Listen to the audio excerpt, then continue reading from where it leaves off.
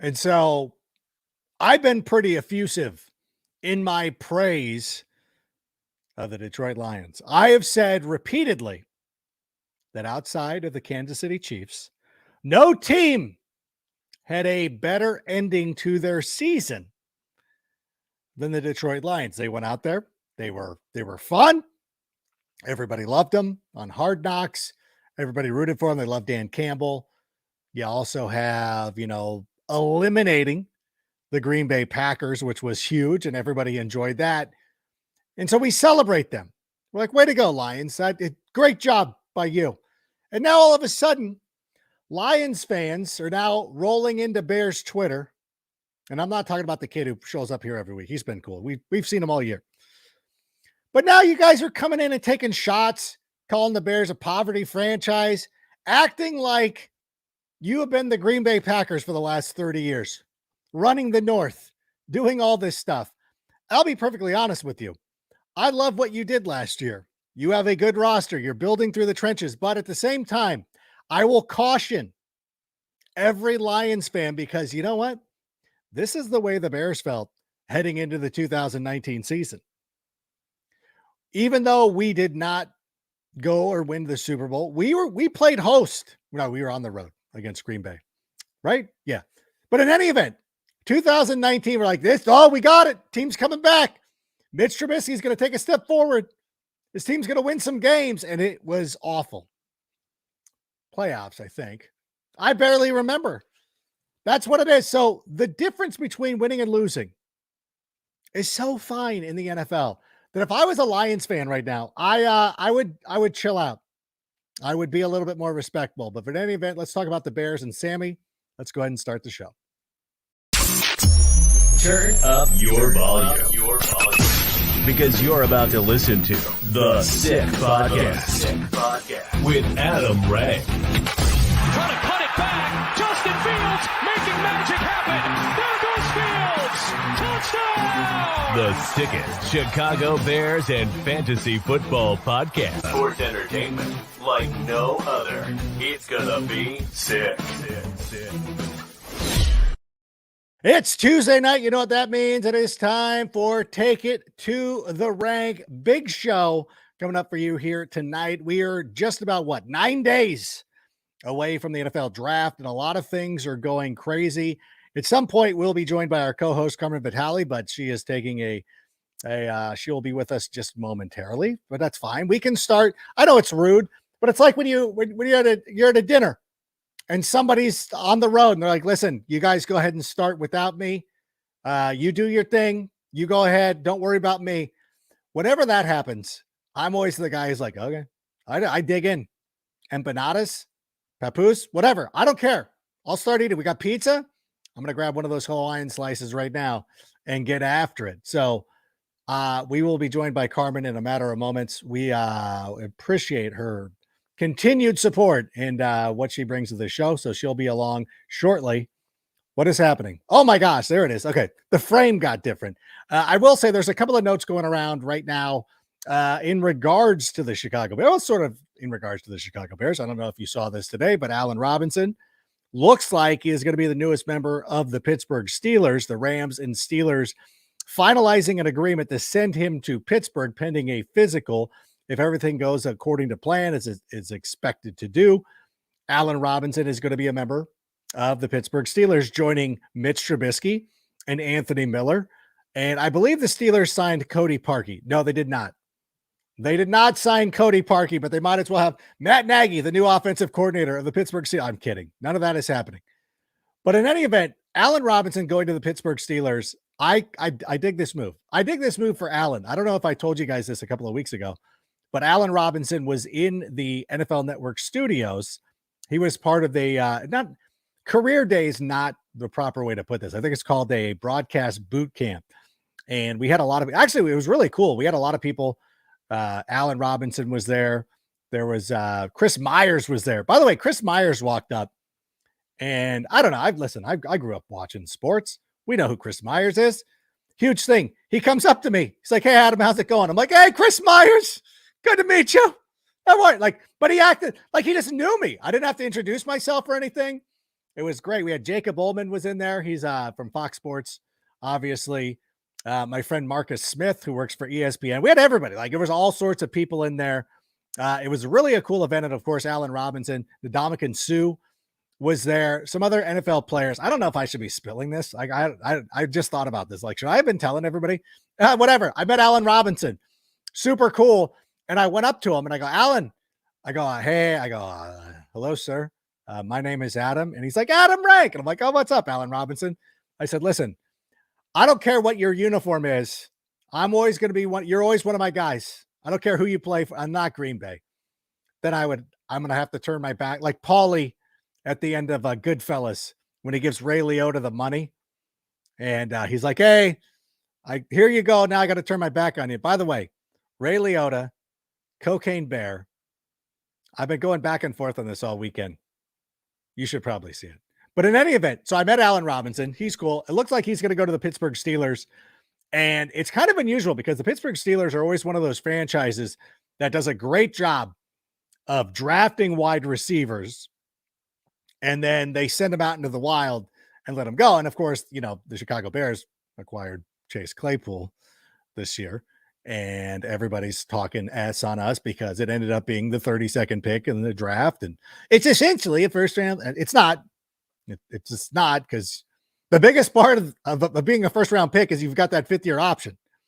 Your name's announced on Thursday night. That's different than a guy whose name is announced on Friday night. But it's interesting to see the Pittsburgh Steelers acquiring a wide receiver in a trade instead of going after one of the many wide receivers who will be available this year in the NFL draft, which leads me to believe, or I start wondering, like, what do the Steelers know about this draft class of the wide receivers?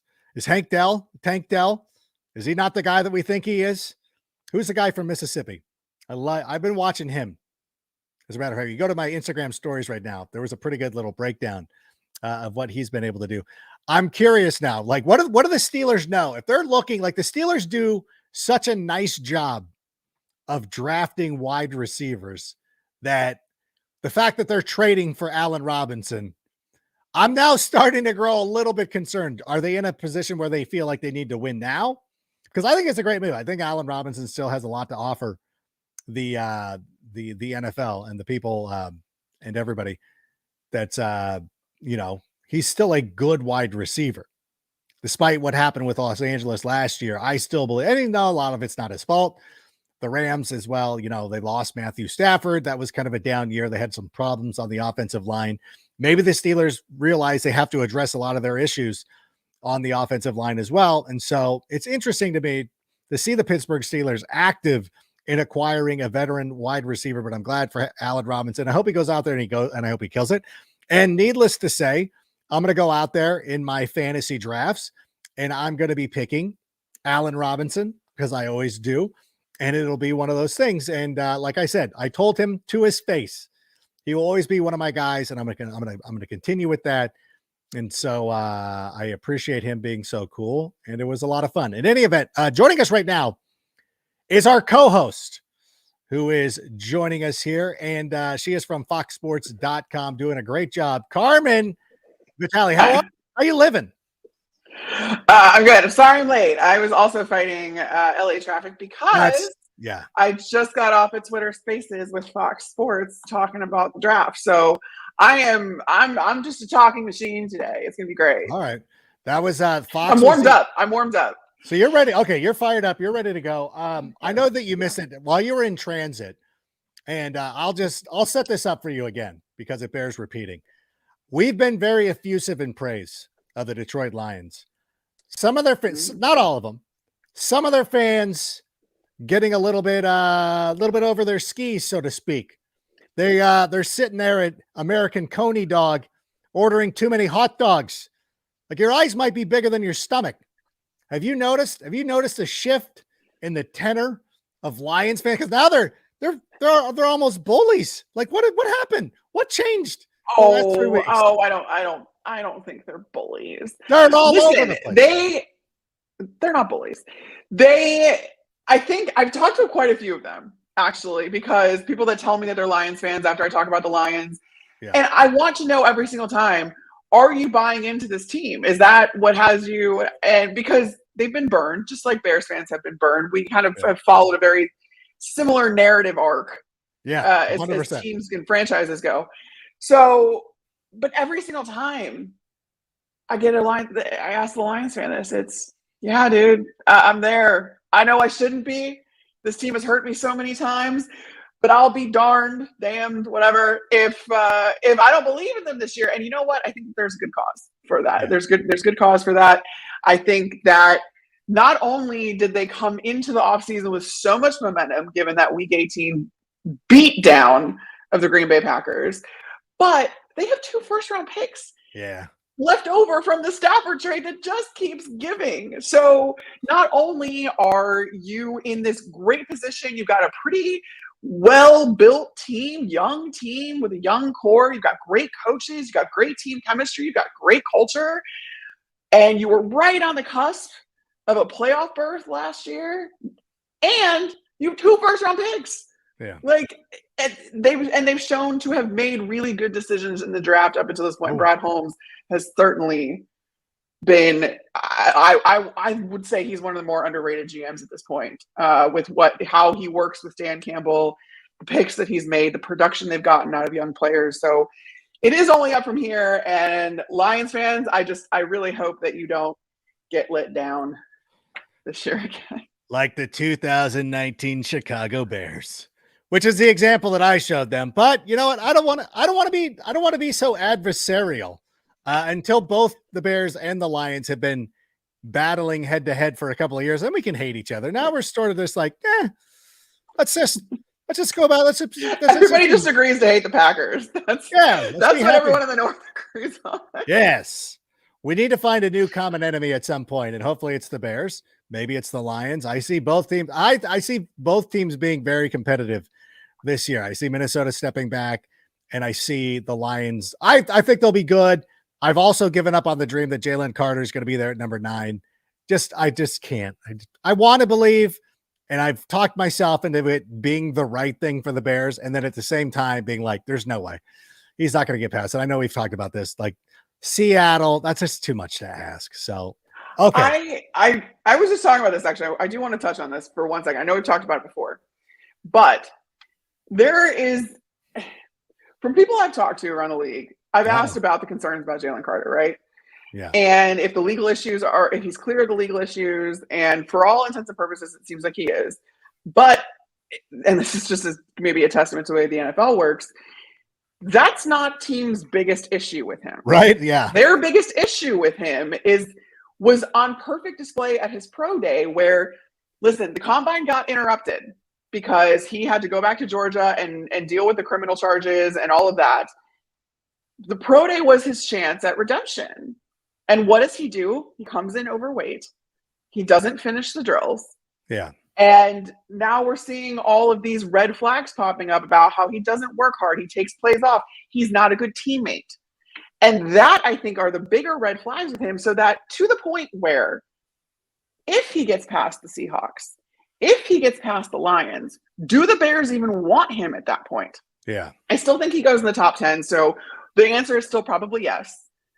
But don't be surprised if in the long term, this doesn't end up working out, or he doesn't live up to expectations because he's having a tough time adjusting to the NFL life off the field. We know the talent is there, but he has to go into a very solid, very secure, very unique situation where you have all the culture, you have the coaches, you have the leadership. And if I'm being honest, I don't know if the Bears have that quite yet. We don't know who the leaders on this team are because we don't know what this team in its final form is going to look like. Whereas a team like the Seahawks, a team like the Lions have established leaders, have established leadership, and have at least a head start on the Bears in building their culture. Yeah, that's all I wanted to say.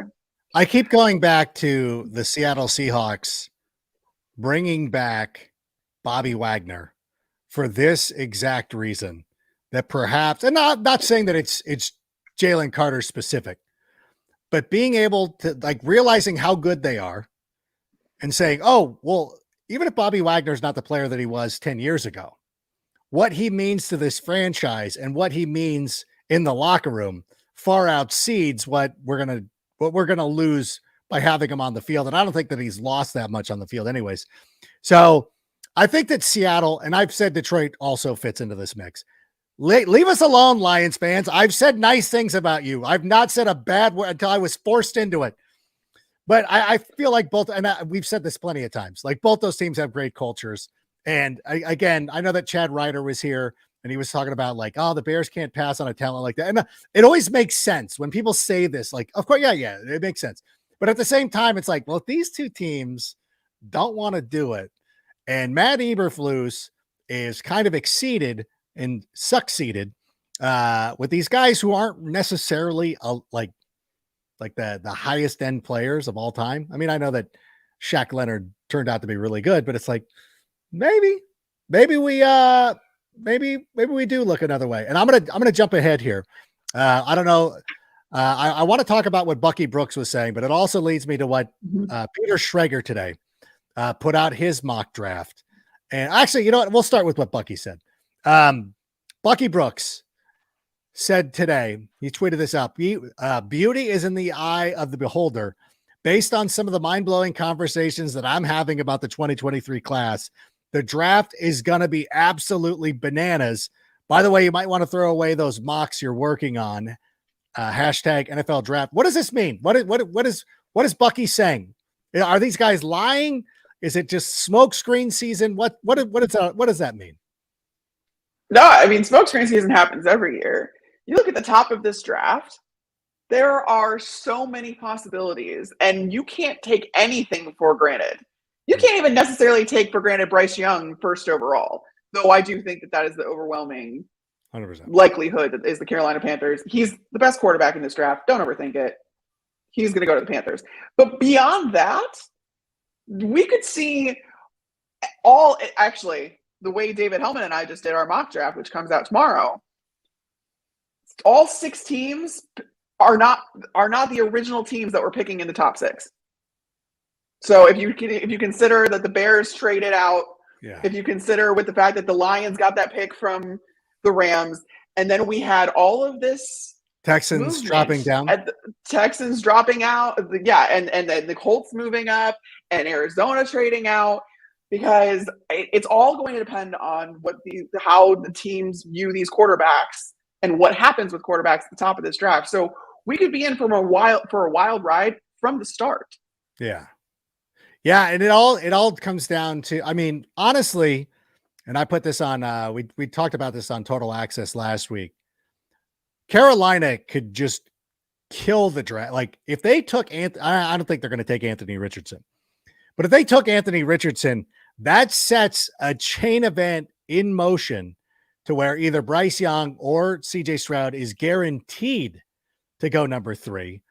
Then teams are going to be trading up. That means Arizona's going to be moving out. It's going to be a wild ride. But again, it feels like Bryce Young is going to go number 1. A quarterback's going number 1. Carolina did not trade up to number 1 for Jalen Carter. Or Will Anderson or Christian Gonzalez or any of those guys. Agreed. There seems to be an overwhelming sentiment. And I will say this, Peter Schrager, who is one of the best in the business, his mock drop today. I always feel it's very interesting. I think Peter is one of the most dialed in guys in the NFL. His mock draft is the exact opposite of mine. Mine is always like, here's what you should do. Peter's is always based on what he's hearing. He has the Texans as well, trading out of the number 2 spot. He has them trading with the Colts. Is that feasible? Like like a divisional rival? Like, is that, I don't know. I just feel like that's a weird thing to do. I would hate to be at number 9 and the Bears swapping with the Packers, because whoever the Packers take at 9, I would be worried about that guy owning the Bears for, generations. Is that something that could happen with the Colts and the Texans? If it's the difference between them getting the quarterback they're in love with and not, absolutely. Yeah. I think that that's a risk that you take for your franchise quarterback. And quite honestly, I think that Jim Irsay is the one in control of this. And he's tired of still trying to make up for losing Andrew Luck unexpectedly. which is just insane to think that all these years later, the Colts have still not found an answer for Andrew Luck leaving. And I do think here's the thing about the Texans too. I think they are motivated in a lot of ways to move out of that second spot, because if you think about, this is something I thought about the other day. DeMeco Ryans comes from the San Francisco 49ers. Oh, yeah. The way the 49ers are built is almost quarterback proof. Now, I don't want to gloss over all of the heartache that 49ers fans have incurred, given the fact that they have had subpar quarterback play in the biggest moments in their franchise recent history. But the way that team is built around the quarterback to build up a solid team so that it doesn't matter who's under center. Yeah. Well, if that's all DeMeco Ryans has known as a coach, is he going to take that same approach, or at least be amenable to that kind of approach with Houston? Houston is not going to contend next year regardless, even if they take a quarterback. So now you take you don't take a quarterback, you build up the team around him, you build this nice little nest for next year's quarterback to come into, and then maybe that's the right course of action. Usually that's a dangerous game to play. But with the Deshaun Watson trade, the Texans have 2 first-round picks next year. Oh my God! So still, they can move. They can move around the board as they please. They can go up and get Drake May or Caleb Williams. They can go up and get whoever they want next year, regardless of where they're actually picking. So that's why that kind of mitigates the risk of waiting on a quarterback. But you can then now have the benefit of waiting for a quarterback class that is thought to be much better than this year. And in that time, with all of the capital you have this year, build up a nice landing spot for this guy. 100%. And, that makes so much sense too, because, I interviewed Anthony Richardson the other day and I really like him. Like, I think he's like, I was blown away. I'm like, he's sharp. He's funny, a great personality. I think that any team that interviews him is going to be drawn to him as a person. He just hasn't played enough football. And it is too reminiscent to me of what Mitch Trubisky was coming out of North Carolina, a guy who just didn't play for a couple of years. You're a man scorned. Adam. But the fact that, he started just the 1 year. It's not like CJ Stroud has been starting since he was a freshman in high school. Bryce Young. We've seen these guys progress all the way from prep to college to now the NFL stage. Anthony Richardson needs to go to a team like the Minnesota Vikings that has Kirk Cousins for at least one more year and let him learn, be behind a good quarterback with a good coach who's an offensive mind. It makes way too much sense. Will Levis also falls into this mix as well. And so there really isn't a lot of and then even if you don't love CJ Stroud, I'm with you. And I love being on this show because I can say Caleb Williams' name and not have a producer in my ear being like, we can't talk about underclassmen who have not declared. I can now. Caleb Williams, with 2 first-round picks, I would absolutely. I think about this more and more, and I remember looking back at the mock draft that I did. It's like, you know what? I should change that. I wish I could change that, do a second version of it, but I would say, you know what? Take a defender, because you know what? DeMeco Ryans, unlike the previous 2 coaches in Houston, will actually get more than 1 season to prove himself. And then when you have a young quarterback, it kind of extends your clock. You're like, well, he's got a young quarterback, so we'll give him even more time to go out and get this all sorted. So I think that it probably behooves them to move down. I mean, watch them end up picking. They could end up having 3 first-round picks next year. It's so insane. Right? Houston's in a really good spot. So that is what Peter Schrager has got going on. He's got the Bears going with the cornerback Christian Gonzalez. And I made this statement a couple of months ago, and it feels like it's big because I would always say it jokingly. Like, as much as we're working on mock drafts, I go, watch the Bears take Christian Gonzalez. That was always the name I would throw out as a corner. It picks up a lot of steam. I hear it a lot. If the Bears stay at number, I just can't see it though. I think it's smart to go after the cornerback position. I don't think that we should feel content. I think that in today's NFL, having 3 good cornerbacks is great. It just would feel so underwhelming to sit there at 9 and come up with Christian Gonzalez. I don't know. I had actually Devin Witherspoon going to the Bears in my last mock. And I I like Devin Witherspoon more than I like 100%. Christian Gonzalez. I think they're both great players. Absolutely. I think both of those two guys are at the top of the corner class, and then there's a pretty big gap afterwards. Mm-hmm. That being said, yes, you still need another corner, another outside corner, because sure, you have Kyler Gordon, but he is better suited for the slot at this point. He learned that position last year for a reason. And you want him to, so he wants to be able to kick inside. Teams play nickel defense more than their base defense packages at this point. So you need 2 outside corners and a slot corner for most of the game. And if that's the case, which it is, you need another outside guy. You need a shutdown outside guy. And I think that Christian Gonzalez is a great case too, because keeping up with those receivers in the Pac-12, I know the Pac-12 gets a lot of flack.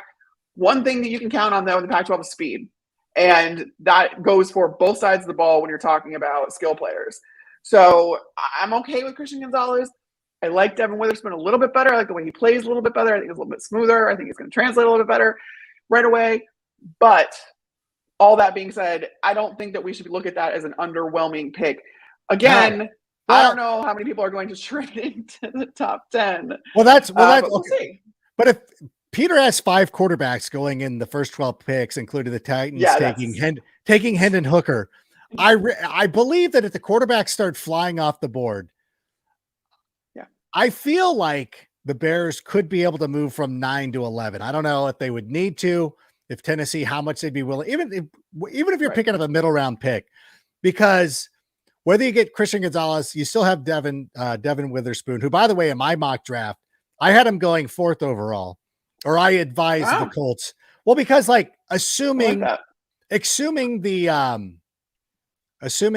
first 2 quarterbacks go off the board as you would expect. If I was the Colts, and this is, I would probably say this for a lot of teams, even the Houston Texans, if they trade out of it, I guess it wouldn't matter, because if the first 2 quarterbacks are off the board, I would still advise either the Colts or the Texans. At that point, just take, you need a cornerback. And we saw it last year. I guess you're right, because Sauce Gardner goes top 10. Derek Stingley Jr. goes top 10, top 5, as a matter of fact. So I guess, I don't know. I just feel like there's so much that could happen. And we see, the way Howie Roseman does his drafts and the way that the Chiefs do their drafts. And it just feels like, and the Bears have already moved down, that perhaps moving down a little bit more is just something.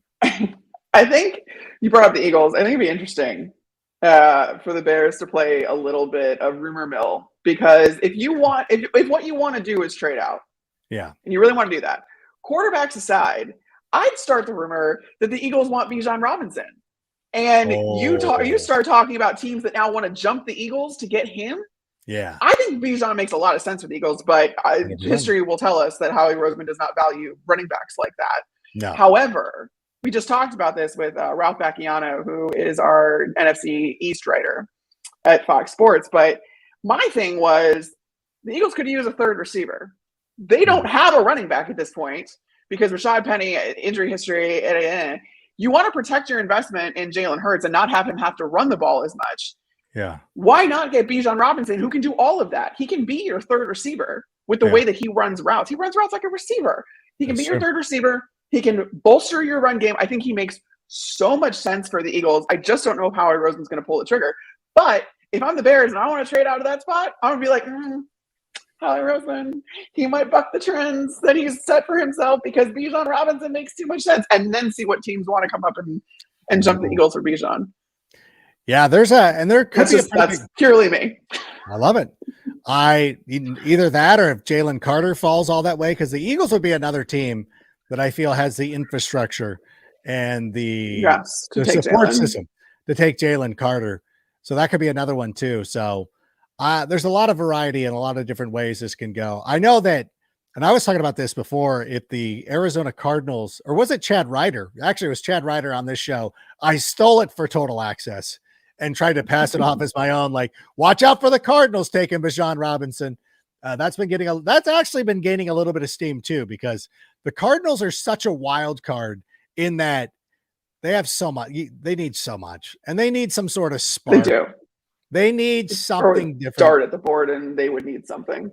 Like, it's Like, that's such a weird franchise to me because they've had these highs of going to the Super Bowl, having that nice little run with Kurt Warner there, and then, you know, it's not been great ever since. I guess like we're ones to talk, but at the same time, like that's why I guess like pointing out the Lions and the Cardinals, like they're just as bad as we are. We've been having the same amount of trouble, but in any event, I think the Cardinals could be somebody in the mix for Bijan Robinson, just for a pure athletic standpoint.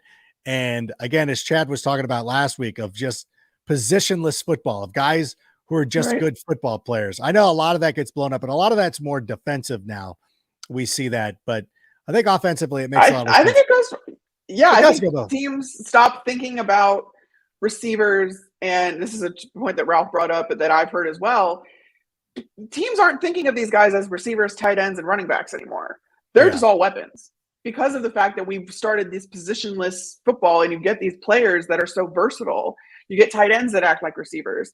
You get running backs that can be receivers. And so now it doesn't matter how that's divvied up and how those skill players are divvied up. It's just a matter of having these weapons. And so does positional value kind of go out the window there when you have positionless players? And I think it's true. They do. It does. No, it's true. And it's also, it lends itself to players like Dalton Kincaid, who probably is going to go higher in this draft because of his ability to run the seam, his speed and everything like that. He's technically a tight end. And that only seems to matter in fantasy football now, because NFL teams just don't care. They're like, can you go out there and run routes and catch the football? And, you know, a lot of these guys were used to be counted on to block or do things like that, but they just use them differently. It's a shame there wasn't an offensive coordinator for the Bears in the early 2000s who would just be like, well, I don't care if Greg Olsen can block or not. We need him out there running. Actually, March didn't even use tight ends at all. So that's a bad example. But in any event, we've now reached we're past the halfway point. We have not taken a question. Let's take a question. Let's take a question. I'm sorry to keep it. Gosh, Todd, I'm sorry. Bears fans should be excited for Michael O. I'm not even going to try. I've been seeing his name pop up a lot. What's the read there? Is that somebody? Is that realistic? What do you hear? Yeah, I don't know. I mean, it's one of those things where I need to see it more, and I just think that's even if he turns into this great player, like you can't put a price tag on cornerback depth. That's the thing, and like having more corner, lockdown corners, guys that you can rotate in and out to keep guys fresh. I mean, that is a position where you favor a rotation as much as possible. I just don't think, and especially like given Matt Eberflus's proclivity for defensive backs, like you can't have enough of them, and you can't do it. Like you can do so many things with those guys in the backfield with the more versatile they are. And so you can move them around a lot more. So I don't think that should preclude the Bears from still addressing corner. No, 100%. I think that we saw it last year when they drafted Kyler Gordon and Jaquan Brisker, that the defensive secondary is going to be very important. And they put a premium on linebacker this year during the free agency spending. And again, this is where the Lions fans come in, calling us a poverty franchise, saying that the linebackers are going to get beaten up because you don't have a defensive line. It's like, well, I mean, they do. They brought in some depth pieces. And we could also see guys like Don Robinson develop a little bit more, because that was a player who last season, we saw him week 1 against the San Francisco 49ers. Amazing game. You're like, oh, we found one. And then he kind of disappeared. It's like, well, he's still learning how to play football. Teams adjusted to him. He now needs to learn how to make the adjustments for himself. Right. Hopefully in year 2, he starts to grasp that a little bit more. So there are it's a work in progress. And remember, guys do improve from year to year. I think everybody's just assuming like they're not the same player they were last year. They have an opportunity to improve. How about another question there, Sammy? Oh my gosh. Your Skoronski take on live TV yesterday, Adam. What was your Skoronski take on live TV yesterday? They must be rerunning this on the NFL Network. So I was on Total Access Thursday and Friday of last week. They run it. I'm sure they run it a lot. And every time that I see a mock draft, it's Charles Davis or Bucky Brook or whomever it is, every time I see Skoronski, being mock draft to the Bears, I tell that person to stop it. I said, the Bears have their guards. Tevin Jenkins is one of our best players on the offensive line. He's not a guard. He's not a guard. Tevin Jenkins is a guard. Tevin Jenkins is a guard. He played a guard. Fine. But Skoronski's not a guard. He's a tackle. According to... He's going to prove everyone wrong. He's got a chip on his shoulder, and he wants that. The Ryan Poles model is long arms. He's got a type. And I know that sometimes people buck these trends. Listen, when people go out there and show you who they are, you have to believe them. And I think that there's other players, there's other times. I mean, listen, and this is not, and I've said this again. I've said this time and time again. I don't believe that Peter Skoronski is a bad player. I think he's going to be a very good NFL player. He's going to be fine, but you have to also bring in system fit. And I'm just not 100% sold on the fact that he would be a fit for the Chicago Bears. Now, if Ryan Poles disagrees with me, I'm not going to argue. I'm not going to sit there and be like D+, wrong, failed again. I will. If Ryan Poles drafts Peter Skoronski, I'll be like, that's the greatest pick of all time. Like I'll back him up. Like I will have no reason to doubt Ryan Poles. I am just saying my conjecture is that given the way that he looks at offensive tackles, that he would prefer somebody with longer arms. That is my thing. I said, listen, go to the Jets. He's from, like, Skoronski's from Park Ridge, Illinois, where I was born, the Lutheran hospital right there. He's a Packers fan. Let him go fanboy out, blocking for Aaron Rodgers in New York. That's fine. He'll probably be a Pro Bowler. It's fine. I just don't think that he fits the Bears profile. That's not to say he's a bad player. I would love for you to have a conversation with Peter's offensive line trainer, because I did. Duke Manyweather is a good friend of mine, and I knew I wanted to get him riled up when I was talking to him last, and I asked him about the short arms thing with Peter, and Peter has been training with him all off season. He is part of the Big Boys Club. Fox has actually done a feature on a few of those guys that are training with Duke right now. And I knew I was going to get him fired up with the short arm question. And sure enough, I can't even say the words that he said on this podcast, but he said, F that. And he was like, Peter he compared him a lot to, and this is the point that Duke brought up to me that I really like, and I want to kind of put out there. You don't win a rep with your arms. You win a rep from the ground up. And Peter's feet and the way he can anchor and the way he uses his leverage and his hips is so well suited for that tackle position and for that outside position. And he's proved that over and over again in college. It's why he is widely considered the number one tackle prospect or the number one offensive line prospect in the draft this year. And with the way that the league values tackles, that doesn't happen unless people think that he translates to tackle. And he does, because of the fact of the way that he can use his body weight and his leverage, not to mention. So Duke kind of likened him again to Rashawn Slater, and the fact, they were teammates and they remind him of a lot of each other. The way that Peter Skoronski differs from Rashawn Slater is apparently Rashawn is a lot more chill. He's super laid back. He's super calm.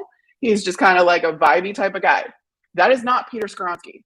Peter Skoronski he has that nasty streak. He is a dog, and he is fired up. He wants to shut everyone up that says he's not going to translate to the NFL level at his natural position. He has a chip on his shoulder, and he comes to work every day borderline angry because he wants to make sure that everyone knows that not only is he the best tackle prospect or the offensive line prospect in this draft, but he is going to be one of the best tackles in the NFL. And I will take a guy like that every day of the week and twice on Sunday. So I just want to get that out about Peter Skoronski. Just keep an eye out for draft day when his shirt sleeves are too long. And you're like, why? Because he'll buy the 34-35 instead of the 32-30. 33. Do you realize how big his arms still are? He's an offensive line. These guys are huge. He's a big, listen, I'm not even saying that he won't play tackle, but I'm just saying that Ryan Poles would view him as a tackle, to my estimation. Again, I could be proven wrong. Ryan Poles can be more discerning than that and not let something like arm length deter him from who's going to be a very, very good prospect. But this is the thing. These general managers do get into the mode of like, I like this type of player. It goes back to like David Montgomery, where we all love him. We love David Montgomery. We think he's a wonderful player. He valued him differently than the previous regime or even the Detroit Lions did. And it's not to say that David Montgomery's not good and he's not a good player. That's not the player. That's not the profile that he wanted. And I think that could happen with Skoronski. Again, I would welcome him to the Bears. I would go out there and I would probably have to have a mea culpa. I hope I don't have to, because that'll be awkward, because I'm going to have to try to smooth it over with the Park Ridge thing. And he's going to be like, well, you're the guy on NFL Network calling me a guard. I'm like, I was. And you can prove me wrong. Unfortunately, you're not alone in that, but yeah. You can prove me wrong. Like, listen, I'll come into his face. If he would allow me to get into his face, he'd probably shove me away. And then I would need Bayless Jones to be the mediator to kind of play in between us and be like, hey, can you talk to him and tell him? I could be a mediator because I'm the one that's been singing his praise. That's true. I mean, that's true. I don't like that's again, like I've tried to be I think he's a good player. I'm just speculating here and I could be wrong. And if I'm wrong, and listen, I am not, and this is one of the things that always bugs me about the internet or just any social media or anything in general. It's like when people, like if you're wrong, like sometimes you can just be like, okay, I was wrong. Like I forget what it was, but a couple of weeks ago, maybe a couple of months ago, I mistakenly thought that killer whales were whales. And somebody's like, no, they're dolphins. And I'm like, wait, are you serious?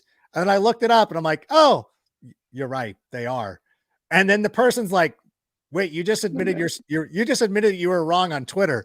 That's never happened ever. I'm like, listen, if I was wrong, I was wrong. I have no problem when I'm wrong. And so similarly, if the Bears take him and they're like, he's our right tackle, I'll be like, I hope you make the Pro Bowl or an all pro your first season. So listen, I'd be happy to be wrong in any event. Or if he goes to the Jets and plays guard, that works too. How about another question? I just had to stick that in there because I'm terrible. If Carter drops to 9, what does it say about him and the teams that passed on him? And should Poles be the one to roll those dice? You know what? This is the conversation that we keep having. And last week when we had Chad Ryder on, his estimation is he's too talented to pass up at 9. Carmen and I, again, I don't want to speak for you. We are like, it's a little bit of a red flag if the Seahawks and Lions both pass. Yeah. Like it is. No, sorry. My thing froze. Both two things can be true. Yeah. One thing that he will most likely go in the top 10, and that if he is in the wrong situation, he will not live up to his NFL potential. Both of those things can be true to the point where he has to go to a team that is strong, solid, and maybe has a few years under their belt with their leadership in order to maximize his NFL potential. Not because of his talent. His talent is absolutely undeniable, and it will translate even at the NFL level. But the off-the-field issues and the work ethic and adjusting to NFL life, because I know with NIL and everything, these guys are already making money. That still pales in comparison to the money they will be making as pros, especially if you are a top 10 pick in the NFL draft. Yeah. That can be a huge adjustment for a guy that in his early 20s that is out on his own for the first time outside of the structure of college and having, people around that kind of get him from place to place. I mean, that still happens in the NFL, don't get me wrong. I don't know if the Bears are the ones to take that risk because of the fact that they are not solid yet. We don't know what the final form of these Bears looks like. I think if this was maybe a year or two along in the process where you have the established leadership, the coaching staff is, like everything is just very seamless and you have this really, really solid foundation. That foundation is still being built right now for the Bears. Mm-hmm. It's not being built right now for the Eagles at 10. It's not being built right now for the Lions or the Seahawks, especially because, Pete Carroll regime has been there forever. So again, if those guys pass, I think that it would be really hard for me to trust that the Bears could be the ones to get the most out of him right now, unfortunately. For as big of a position need as that is for them, and as talented as he is, everybody I've talked to is like, listen, the red flags, like the legal issues are pretty much behind him, but there are character issues, and those are huge red flags to NFL teams. So he's such an interesting case study just because of how talented he is. He's not going to drop out of the top 10, but I wouldn't be surprised if it ends up being the Eagles that ends up taking him. It is going to be a pretty interesting. And I can also see it the other way too, where, Seattle and Detroit, the values there. They might feel like they're so close to the playoffs. Why rock the boat? But again, I still feel like he fits both those cultures and both those teams a lot better. A lot of interesting things coming up in the draft. By the way, I want to let everybody know in the Southern California area, we'll be at Rip Beer Company a week from Thursday watching the NFL draft. The Bears currently drafting at number 9. Come down to Rip Beer Company, the PCH location. I'll be hanging out there. We'll probably do a live hit from there after the Bears pick, whether they trade down, stay at 9, maybe they move up and take somebody. Who knows? A lot of ways the Bears can go. Just want to let everybody know that. And also, I forgot to mention this earlier because I just noticed a glimpse of myself and my beard was rocking. You want to know why my beard is rocking? I finally bought a good razor. That's right. I went to manscaped.com and I said, I'm finally going to throw down some real money for a change and get a proper shaver instead of just going out there and buying something from Amazon. So if you go to manscaped.com, use the code SICKBEAR. It's probably out by now. It's probably too late because we don't have the graphic for it. But in any event, I meant to say that earlier. If we're still working with them, if not, it's a terrible. No, I'm just joking. It's a good product still. I'll let everybody know that right now. How about another question though, Sammy? Do you guys think we should get Tyree Wilson, Paris Johnson, or Bijan Robinson at number 9 instead of Carter?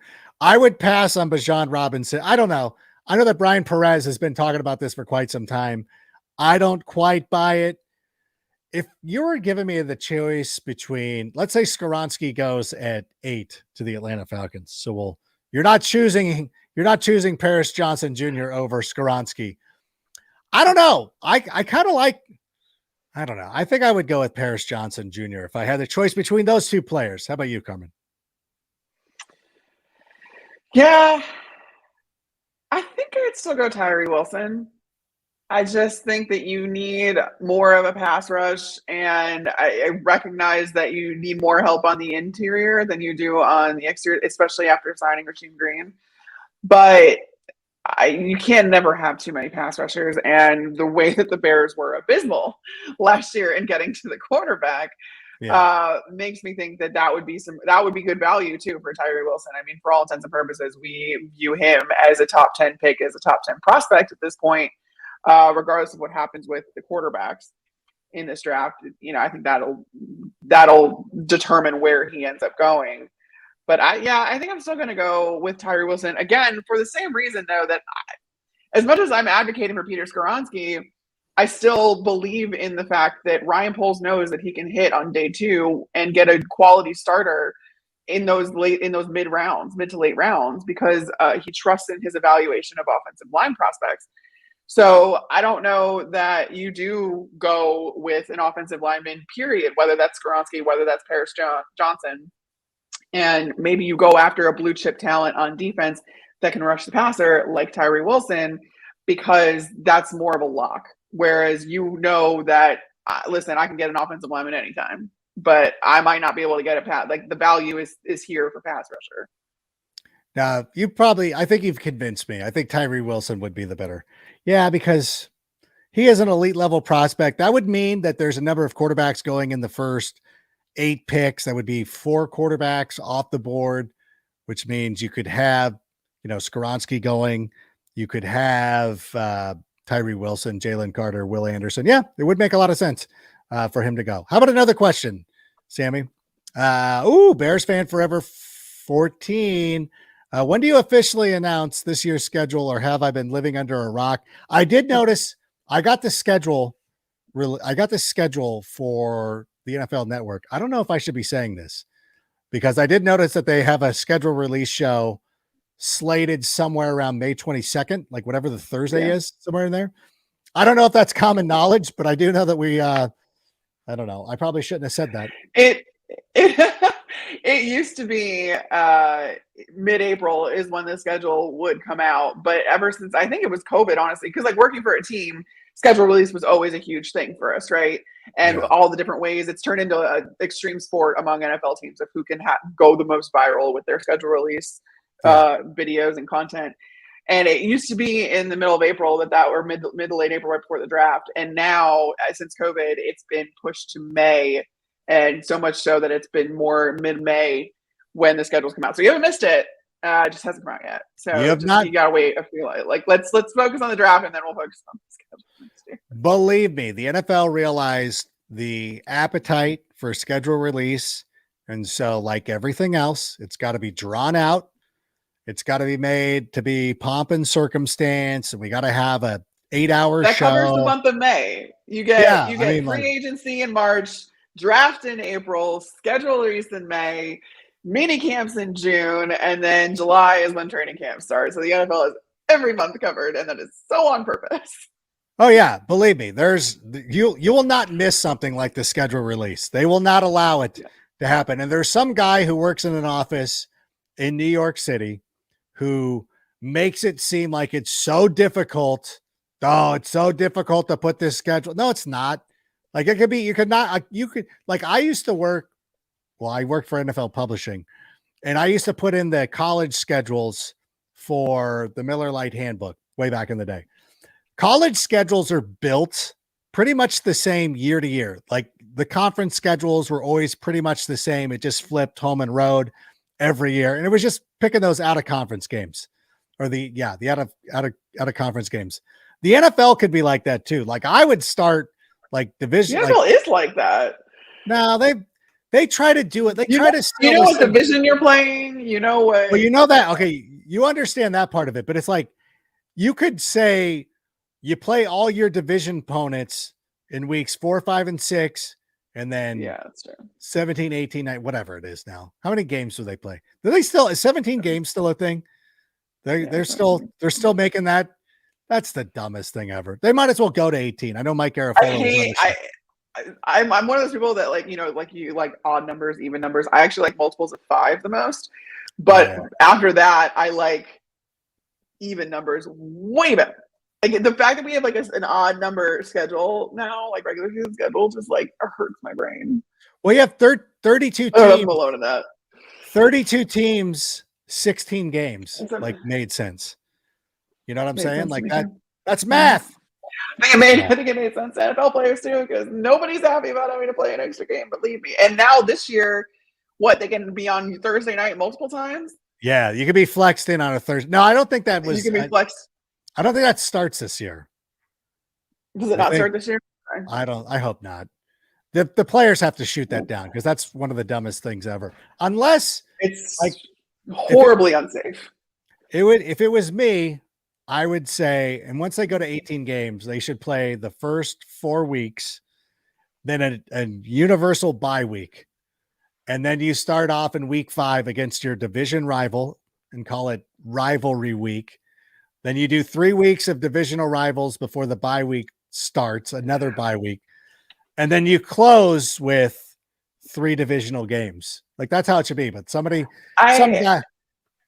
I think the Bears fans take for granted, though, like this is coming from someone who worked in the NFC South for a while. Bears fans take for granted that every team has a rival. Like the Bucs don't really have a rival because the South is very like, I guess the Panthers and the Falcons would say that they have a rivalry. No, Saints and Falcons makes more sense to me. Saints and Falcons, like so it's kind of it's like not every division works to the point where like it does in college where you have a very clear-cut rival. Like Arizona State, Oregon State, like USC, UCLA. No. Oh my God. Don't ever. Okay. First of all, don't ever tell a USC fan that their rival is UCLA. Okay. Notre Dame. Notre Dame. Yeah, that's it. They will not hear that. Oh, if Jacob Oldman heard you right now, you would be in big trouble. You'd be in Kevin Jackson's office tomorrow. I'm kidding. You wouldn't be.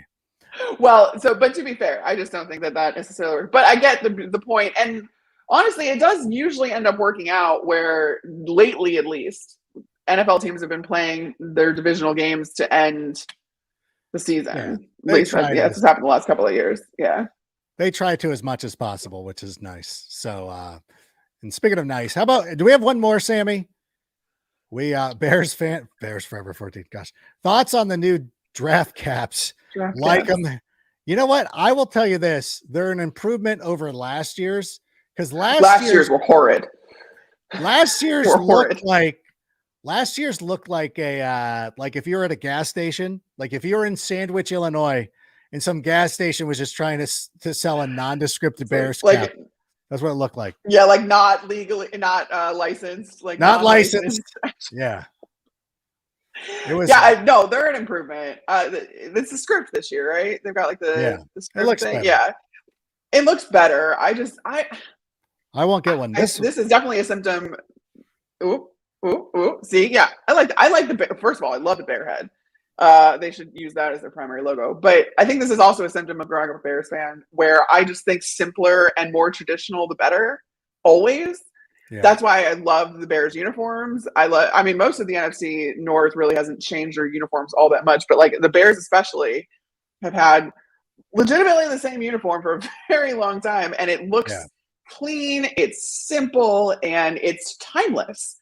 Yeah. And so but I guess that's not the point of draft caps. You know, you get one every year, so it doesn't have to be timeless. It's supposed to be a reflection of that year. But I don't know. I'm a minimalist person. Yeah. I wear like very like neutrals most of the time, although I've got like neon on today. I don't like all this like fuss and whatever. So it's better. Simple. That is same. I'm the same way. I try to be, although I do wear a lot of I wear bolder colors. So maybe I don't know what I'm talking about, because I would wear something orange. I've got an orange hat back there I could throw on as well that I think is pretty dope. Okay. Does Bears fan forever 14? Does he have another question, Sammy, or are we good to go? Give me the thumbs up. I think we're good. Okay. As long as it's speak now or forever hold your peace. But I want to thank everybody for joining us. It's fun. When I was putting this together and we do believe it or not, I have a rundown for the show. I thought like this was going to be a short show. Like next week's going to be like, we're really getting to the nuts and bolts of the draft, but it was cool to be able to break down a couple of these things. You missed the Allen Robinson conversation, but I was name dropping like no other, as I like to do, but we appreciate everybody being here. We thank everybody for taking the time to stop by. We'll be back next week. We'll have a Tuesday night show to get us fired up. Maybe we'll have a guest. I'm still trying to get Cynthia Freeland to come on. I know she's very busy. She won't even come out and golf with me. That's how bad it is. But in any event, hopefully we'll have another guest on. Somebody, maybe Chad Ryder will come back on. But in any event, we thank everybody for being here, and we'll see you next week. And of course, if you're in the Southern California area, go to Rip Beer Company, the PCH location. If you've liked the show tonight, comment using the word sick. And until next week, bear down. Go ahead and play us out, Sammy. And that's a wrap. Hope you don't miss us too much until next time. Follow the Sick Podcast with Adam Rank on YouTube, Instagram, Facebook, Google Play, and Apple Podcasts.